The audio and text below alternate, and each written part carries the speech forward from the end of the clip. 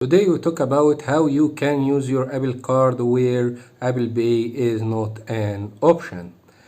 You have two choices for making a payment. The first is to utilize your Titanium Apple Card, which functions like a typical credit card that is accepted wherever MasterCard is accepted. The second option is to use card number. First, the Titanium Apple Card. The card can be used like other credit cards and it's need to be requested as it's not automatically sent when the Apple Card application is accepted. You can follow these steps to get the card. 1. On your iPhone, open the Apple Wallet.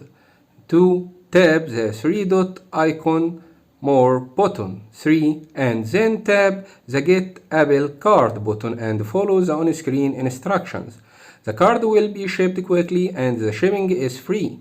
However, it's also mentioned that using this physical card has a disadvantage of earning only 1% daily cash on every purchase. Additionally, the recipient will need to activate the new card once received.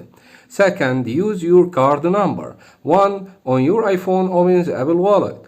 2. Tap the three-dot more button. 3. Tap card information. 4. To view your card details, you will need to authenticate with Face ID, Touch ID, or your passcode. Complete these steps.